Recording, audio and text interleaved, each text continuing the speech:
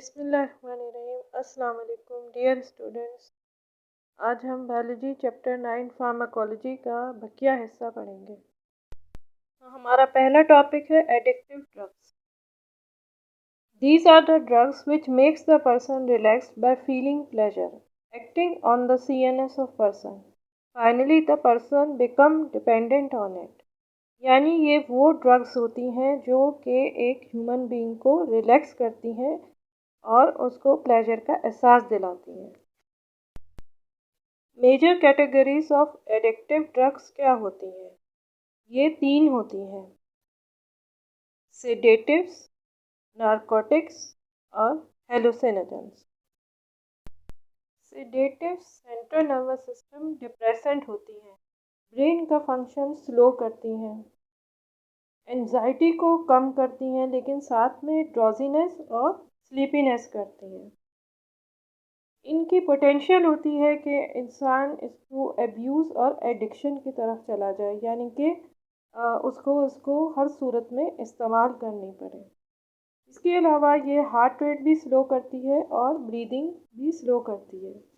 इसका overdose death भी cause कर सकता है।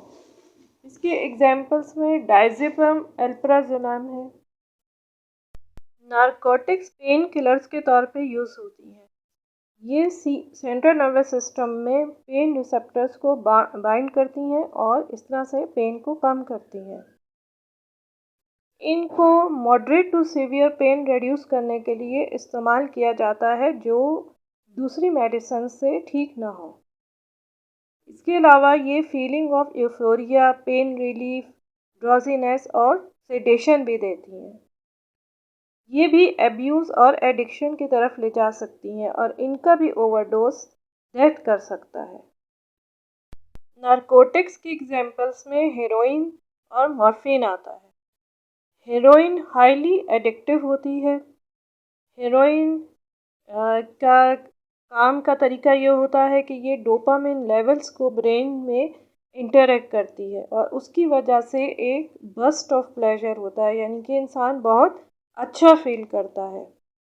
लेकिन इससे बहुत ज़्यादा ड्रग डिपेंडेंस और एडिक्शन हो सकती है।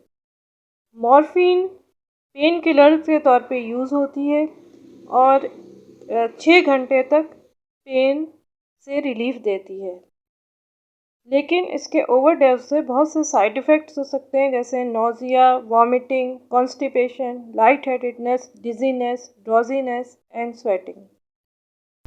तीसरी कैटेगरी है हॉलुसिनोजेंस।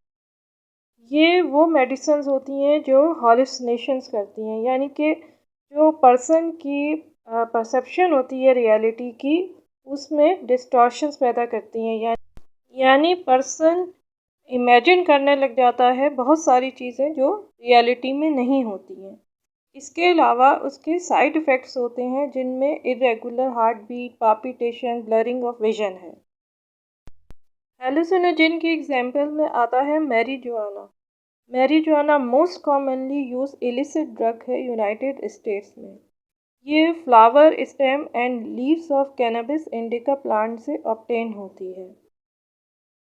ये एक किस्म की ड्रीमी स्टेट पैदा करती है, यानी कि unreal state of mind human में पैदा करती है। इसके अलावा ये कोऑर्डिनेशन और बैलेंस में भी खराबी पैदा करती है। ये ब्रेन डेवलपमेंट को भी अफेक्ट करती है। यानी अगर यंग पीपल या टीनेजर्स इनको यूज़ करें तो उनकी ब्रेन की कैपेसिटी अफेक्ट होती है, जिसकी वजह से उनको लर्निंग फंक्शंस और इनकी मेमोरी ख़राब हो सकती है। सिम्टम्स ऑफ एडिक्शन क्या है, यानी कि एक इंसान जब एडिक्ट हो जाता है तो उसकी क्या इलामात होती हैं। एक तो ये कि वो कंट्रोल नहीं कर सकता उस ड्रग के यूज़ को। उसको क्रेविंग्स होती हैं कि उसको ड्रग लेना ज़रूरी है, उसके बगैर वो रह नहीं सकता। इसके अलावा उसको मूड चेंजेस होती हैं, उसका टेम्पर ख़राब हो जाता है, जल्दी गुस्सा आ जाता है, उसको फोकसिंग नहीं कर सकता, फीलिंग ऑफ डिप्रेशन रहती है, फीलिंग ऑफ फ्रस्ट्रेशन या फीलिंग ऑफ एम्प्टीनेस फील करता है। इसके अलावा वो फास्ट ड्राइविंग कर सकता है। यानी जब वो इस ड्रग के असर में होता है कि तो वो कोई भी रिस्की एक्टिविटीज़ कर सकता है, जैसे कि गाड़ी को तेज़ चलाना। प्रॉब्लम्स क्या एसोसिएटेड होते हैं एडिक्शन के साथ? एक पर्सन जब एडिक्ट हो जाता है तो उसको ना सिर्फ उसकी अपनी ज़िंदगी ख़राब होती है बल्कि उसके पूरे ख़ानदान की ज़िंदगी ख़राब हो जाती है। उसको बहुत से हेल्थ इश्यूज़ रहते हैं, कॉस्ट की प्रॉब्लम रहती है, बहुत ख़र्चा होता है, एक तो ड्रग के ऊपर भी होता रहता है और उसकी इलनेसेस के ऊपर होता है। इसके अलावा ये कि वो अपने इस ड्रग को लेने के लिए बहुत से क्राइम्स में इन्वॉल्व हो सकता है, जैसे रॉबरी और स्नैचिंग वगैरह में।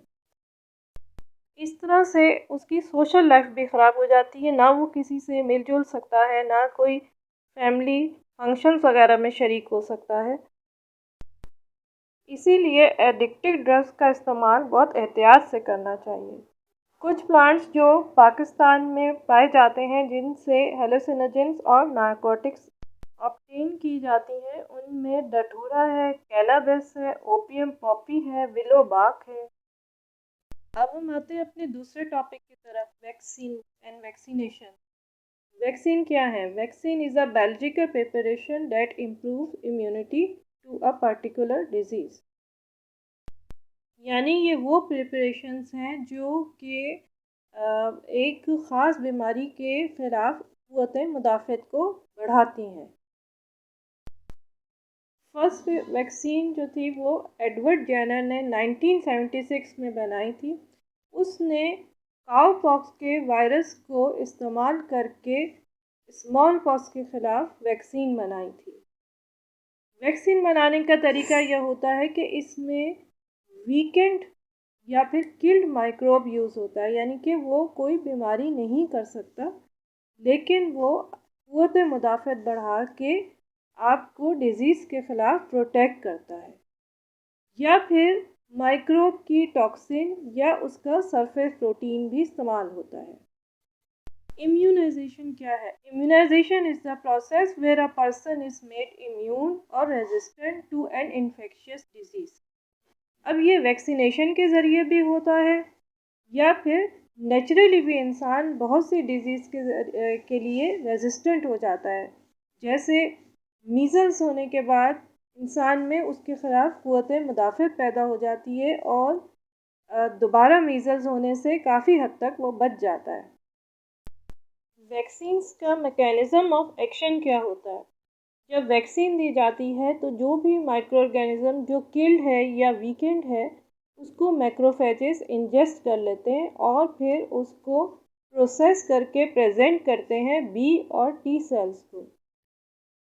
टी सेल्स आगे क्लोन्स प्रोड्यूस करता है जिसमें किलर टी सेल्स होते हैं, हेल्पर टी सेल्स होते हैं, सप्रेसर टी सेल्स होते हैं और मेमोरी टी सेल्स होते हैं। मेमोरी टी सेल्स इस एंटीजन को फ्यूचर एनकाउंटर्स के लिए याद रखते हैं और इम्यूनिटी प्रोड्यूस करते हैं। इसके साथ ही हमारा आज का चैप्टर ख़त्म होता है। उम्मीद है आपको समझ आया होगा। अल्लाह हाफ़िज़।